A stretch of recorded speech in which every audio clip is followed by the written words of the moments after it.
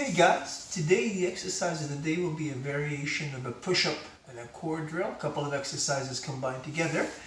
So stomach tight, back straight, head up as much as possible. Bend at the elbows, bring in the knee to the chest, bring it back, take one leg off, one arm off, do a jumping jack.